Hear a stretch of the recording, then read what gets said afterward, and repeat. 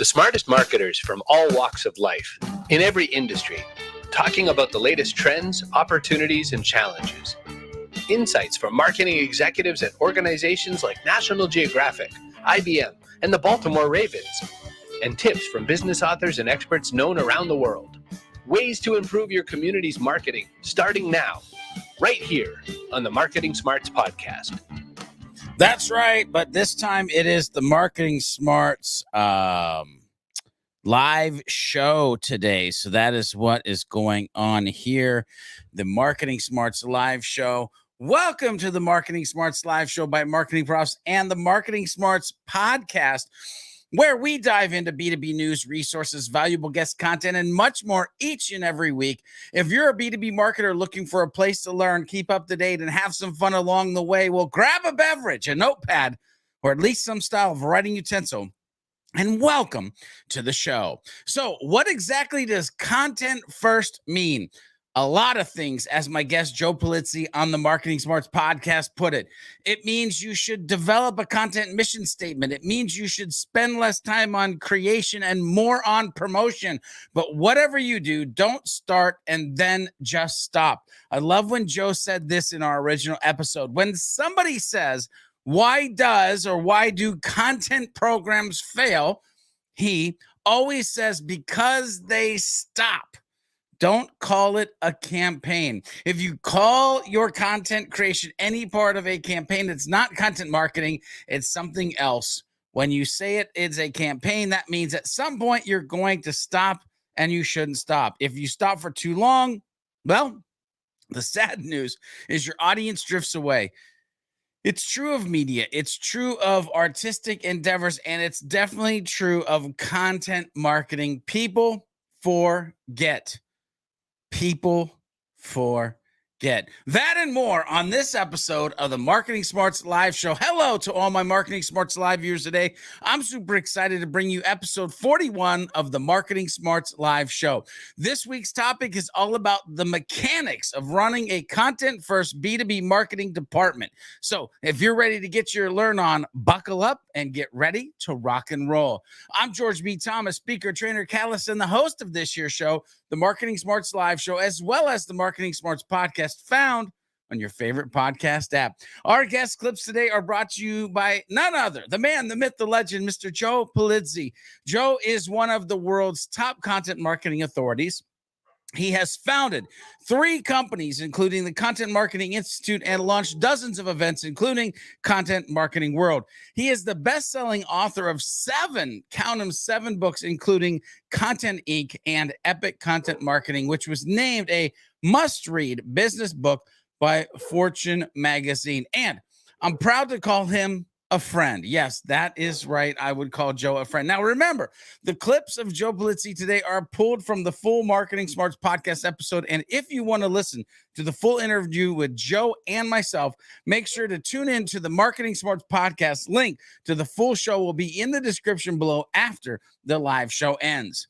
Now, in this episode, again, I'm talking with Joe Pulizzi about the mechanics of running a content first, that's important, B2B marketing department. For the first piece of today's conversation, I asked Joe what content marketing is in his mind and why it's essential. Now, I need you to listen as Joe talks about how content marketing is actually a starting point and how it leads to community, fans, and even super fans. Let's be honest. It's Joe Pulizzi here. The nuggets of useful information in this clip are fire. So enjoy.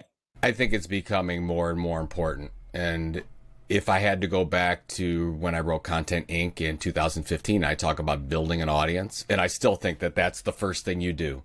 You figure out, okay, what is my content tilt?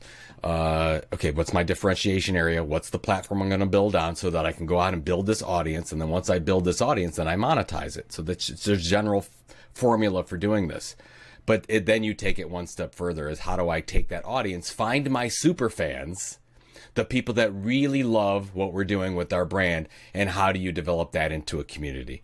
That's where that's why I love Web3.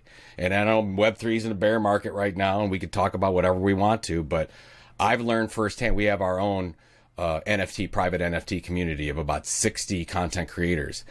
And the fact that we can create scarce assets and then they can actually purchase and own them and we can be part of this community. I've never seen something more powerful. You want to talk about brand ambassadors, take that times 10, and that's the community that I think we've been able to build. That's that community. So I think when you think about content marketing, you're like, oh yeah, the pinnacle is building an audience. But then from that audience, you figure out your super fans. Those are the ones that buy everything you do, that don't question everything, that share all the stuff, and you want to cultivate that. That doesn't mean everyone in your audience is going to be part of your community. It's never going to happen. But you're going to have those 100.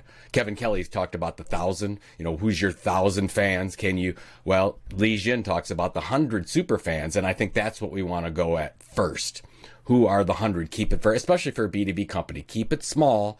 And who are those people that you're going to, that you share a little bit of that insider information? But it starts, you can't get to community until you first deliver consistent value over a long period of time. And then they self-select because you don't know who those people are right now. To your second point, let's just go back to the basics of content marketing. So for content marketing is a strategy. It's a philosophy, if you will. You're going to, as a B2B organization, create valuable, relevant, compelling information on a consistent basis to a targeted audience. For what purpose? To see some kind of positive behavioral change.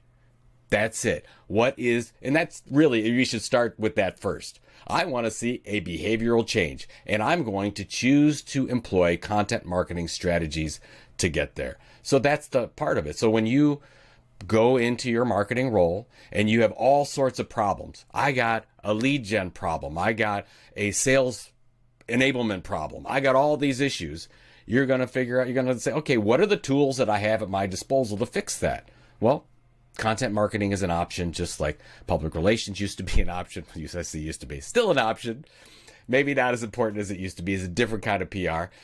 Just sort of say, hey, I need a new marketing automation tool. That might fix something. There are lots of different things we have to fix with it. But I love content marketing as just to look at it first because of the fact that you can build an asset with that. And you can't with any other thing that we're talking about. When I say build an asset, if you go ahead and you employ let's say you want to start an email newsletter, you want to create the email newsletter for your B2B niche, and you create, let's say, develop 10,000 audience members, opt-in audience members that get that every Friday. And then from that, you built a nice little community off of that as well. Maybe that's on Discord or Telegram, or maybe it's an NFT private community, who knows. You've created something that you can monetize in multiple ways. So what does that mean? Oh, sell new products to those people. You could sell new services to those people. Maybe they're already current customers and you just want them to buy more things, just like John Deere creates the Furrow magazine. Why did John Deere create the Furrow magazine? Because they wanted farmers to keep buying their stuff. It's a loyalty play. Maybe it's because you find out that people who sign up for your newsletter buy more stuff at a higher yield. So they become your best customers. Okay, now get this. We talked about before, you're a publisher. You have this publishing mindset. Maybe you bring in non-competitive partners to buy sponsorships so that newsletter pays for itself. I love Cleveland Clinic. I know it's not a B2B example, but I'm here in Cleveland. Cleveland Clinic has a blog called Health Essentials. It makes money. They don't outlay any expenses for all the 30-some people that are associated with that program because they drive patients to the hospital. That's what they want. But they sell consulting services. They sell sponsorships. They create content. They have syndication partnerships that bring in revenue that offset all the costs and more. Whereas marketing now becomes a profit center, which is my ultimate belief that if you do all this really well, you become a full-fledged marketer / publisher understanding content marketing, and now your marketing pays for itself. You will never get denied budget because you're creating your own budget. And I know people think that's pie in the sky. It's not. It's happening. HubSpot's been doing it.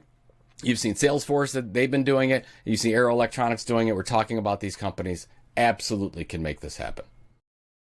So good. Honestly, I could sit at the feet of Joe for a while and just listen to him wax poetic on content marketing. But my question for you, What was your favorite part of Joe's first section? That's right. We've got a couple more sections coming up in this live show. That was the first of great tips that you're going to get.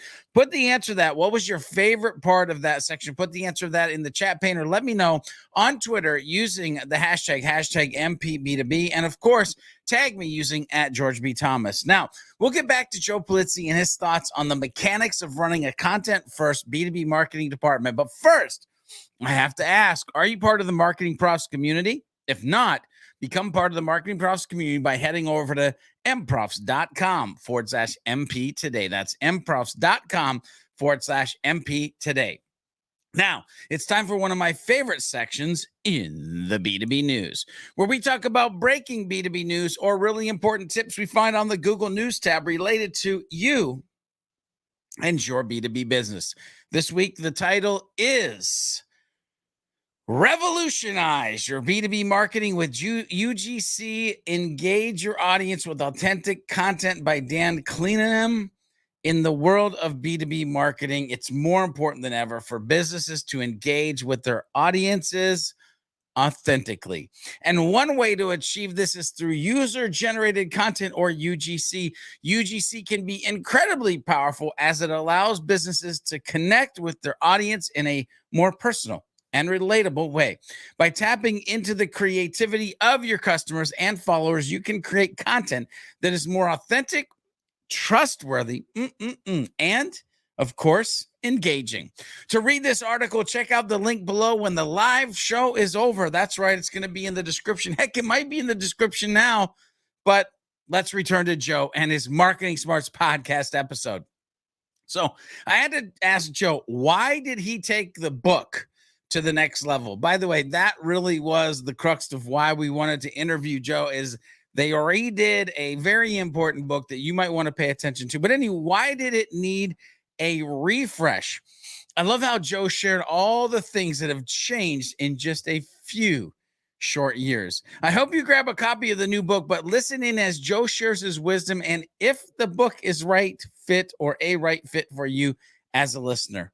Check this out. Well, specifically, I mean, so I first wrote Epic Content Marketing in 2013, and it was great. It did really well. It sort of became the content marketing textbook. And normally I would think, okay, that's done. We solved those issues, and that's great. And then I realized that, oh my God, all the tools have changed. The processes in many ways have changed. We talked about all kinds of new issues that were never there 10 years ago. There were not a lot of acquisitions going on. So that's the whole thing. AI, how can we not mention ChatGPT and AI content? So we had to talk about that and integrate that into the process. Web3, brand new. That wasn't a thing before. So we have to, as B2B marketers, we have to understand that and how that goes into our content marketing process. And then there's this whole creator economy thing that if you're a B2B marketer and you're not leveraging parts of the creators and influencers in the creator economy, you're at a loss. You're behind the curve. So that's where Brian Piper, my good friend, he came to me and says, Joe, we really should update this. And I said, good, Brian, you help me with it. We'll do it together. And we were just going to give it a refresh, George, to be honest. So let's just freshen up. Let's just add it. And then we started going through. It's like, we're going to have to rewrite the whole thing. So it has all the things about, it is still the textbook for content marketing. You want to create a content marketing strategy, soup to nuts. It will teach you how to do that. It will also say, here's where the market's going. Here's what you need to learn. And here's the resources to help get you there. So Epic Content Marketing comes out in March, and we're really proud of it. And I think it's one of those, it's one of those books that if you needed to convince somebody, like this is why we have to do this, or you needed to teach somebody, this is how we do this, that's what Epic Content Marketing is for. And so much has changed. Are you and your content strategy keeping up with the times? I sure hope so. Maybe Joe's book will help. If not. Now, we'll get back to Joe Pulizzi in a few minutes, but first it's time for some dope B2B learnings from the vault of Marketing Profs articles. That's right, it's time to dig into the treasure trove of valuable information and pull out 2 pieces of gold to help you be a better B2B marketer. Article number 1 this week is How to Use Content to Build Customer Loyalty and Retention by Craig Fitzgerald and Cece Chapman. Though content marketing is not a new concept, it's now more important than ever for any company looking to build relationships and drive deeper engagement with customers. Even as content creation tools and social media have simplified the process, they've also changed the business landscape. Companies now need to embrace their new role as publishers and act accordingly. Act like a publisher. Link will be in the description below. Article number 2 this week is 5 serious content marketing mistakes that you need to avoid by Swati Sani. Now, done well, content marketing helps businesses build brand awareness, increase visibility, and generate more leads, ultimately driving sales and growth. Yet many businesses struggle with their content marketing. It takes a ton of effort to create great content that provides value to audiences and delivers on your KPIs. And although you may be focused on creating quality content, inevitably some critical mistakes end up diminishing the impact you want to have. To harness the full power of your B2B content marketing, here are 5 of the biggest mistakes you need to avoid. I'm not going to tell him here. You got to get the link, right? You want to keep learning more? If so, check out the links in the description below after the live show to get access to both amazing Marketing Profs articles. Sorry, I didn't mean to do that, but I kind of meant to do that. All right, back to Joe. Let's dive back into this conversation of the mechanics of running a content first B2B marketing department. What should B2B marketers need to think about when providing the ROI of their content marketing strategy, and how can we get budget for more content marketing efforts? Now, I know this could be a crazy large topic, but what Joe had to share is priceless. Listen in. Make sure you have that notepad and pen ready. Seriously, this one's about budget, money, all the things that you need to know. I think a big one, of course, we've talked about patience. I think the other one is you have to set, this might be the most important thing. You have to set the right expectations internally, and you have to send the right things to the right people. So for example, let's say you're doing the thing and you are measuring some of this with social mentions and website traffic. Don't send that on to your CMO. Don't send that on to your VP of marketing. They should not get those things. They care about what we talked about before, sales, savings, sunshine. Until you can create the answer for that hypothesis, you want to leave that alone. What you want to do at that point is the people that are responsible for your budget, don't send them all these little metrics things. Start talking about who's doing it right. So that's the great thing about Epic Content Marketing. We've got, 20 probably B2B, really good, solid B2B case studies in that book. You want to share those case studies with the people that are making buying decisions, because what I've seen is a lot of budgets opened up because of fear of missing out. A little FOMO there. It's like, oh, we're not doing this. Now, if we don't have them in Epic, I would go directly to your competitive set. What are your competitors doing? Go do some Google searches. Go check out their podcasts. Go check out the partnerships they're doing. That is the best way to get budget, because you go back and say, look what our competitors are doing. We need to be doing not the same thing. We're not like totally ripping off a Coke Pepsi thing. We're looking at, hey, we need to be doing this because they're taking the share of voice in our marketplace. They're delivering something of value, and they're positioning themselves as thought leaders. And when you position yourself as a thought leader, it's much, much easier to sell product. And I don't think a lot of people get that. So I would create that regular, consistent, maybe it's every other week, maybe it's every month, send something, nice little care package of here's what's going on in content marketing. Or you could just say marketing, but it's content marketing. And then create your metrics chart. I mean, you want to make sure that you go every day and figure out what you're looking at. And my number one thing is subscribers. So podcast listeners, podcast downloads, email subscribers. That's my number one. Like, how am I driving that? And the third thing that I would really focus on, especially if you're new, whatever you do to whatever audience, you want what we call a content marketing mission statement. So whatever your thing is, the podcast, the email newsletter, you want an editorial mission statement, I call it content marketing mission statement, which says, who am I targeting? What am I going to deliver? And what is the outcome for the audience? Like, are you trying to help them get a better job, live a better life? What are you trying to teach them? And there's nothing in that mission statement about you selling more widgets. This is all about focusing on them.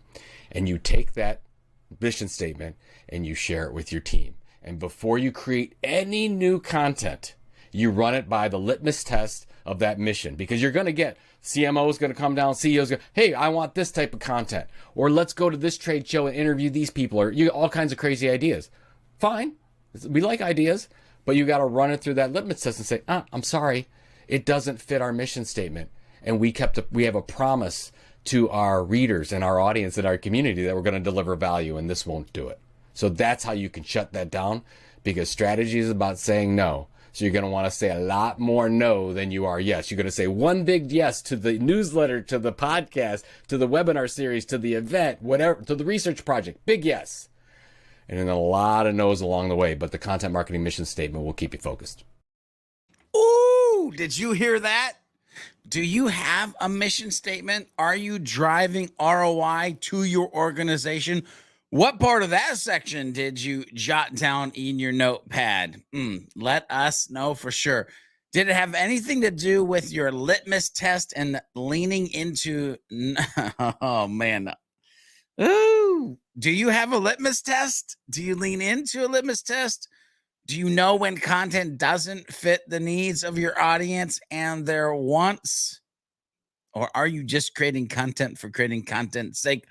I could get on a soapbox right now, but I'm not going to. That's not why we're here. We're going to get some words of wisdom from Joe Pulizzi here in a few minutes. But right now, it's time to turn the spotlight on you, the Marketing Pros community. Yep, it's time from the hashtag MP B2B community.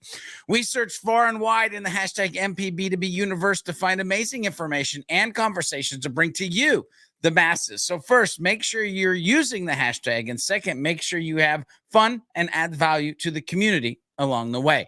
Then we'll spotlight you or your crew on the show. This week, it's Mary Hart on LinkedIn, content marketing manager at Locus Robotics, author, speaker, Pink T-Rex. I need to ask about that one. Mary, if you actually catch wind that we mentioned you as a spotlight, Pink T-Rex. Anyway, her social post goes like this. Thanks to Marcus Nelson and Marketing Pros for a very informative webinar just now about the true art of crafting AI prompts. So much information revealed. Loved this quote. ChatGPT is like a calculator for words. Thanks, Marcus, and to George for hosting it. Yes, it was great. Hashtag AI content creation, hashtag MP B2B. But you need to check out the description and click the links to check out the post and read more and learn more about what Mary was sharing.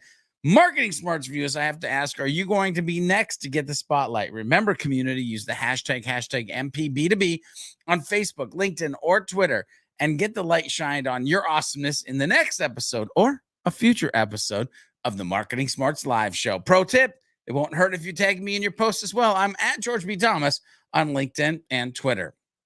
All right, let's kick it back to Joe Pulizzi and some words of wisdom around this topic of the mechanics of running a content first, people. That's been the key word the entire time here. B2B marketing department. Here is what Joe Pulizzi wanted to leave us with. His final words of wisdom. I think you'll enjoy them. Oh, shoot. I've got all kinds of useless wisdom that you can find on the back of a sugar packet, probably. But I guess I've in career-wise, I've been blessed to be successful. I've had 2 exits of companies. I love starting new things. I love creating those things.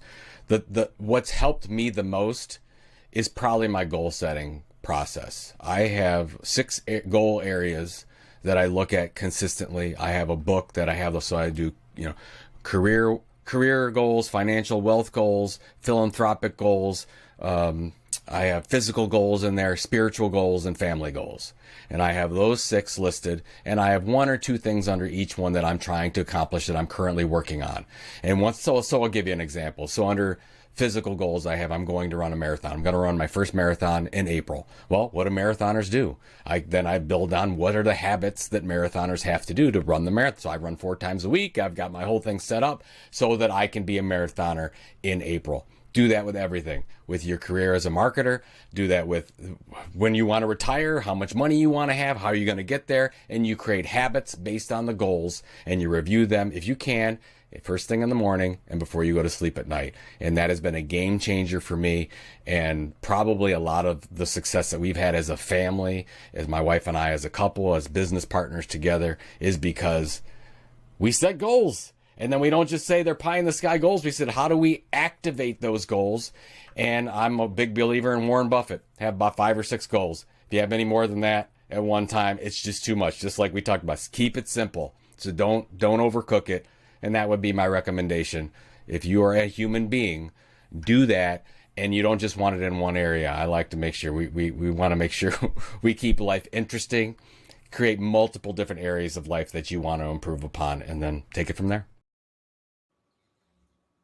Parts of life that you want to improve on. Do you have a goal setting process? Do you have a matrix that is full life like Joe's? And did you hear this? Keep life interesting.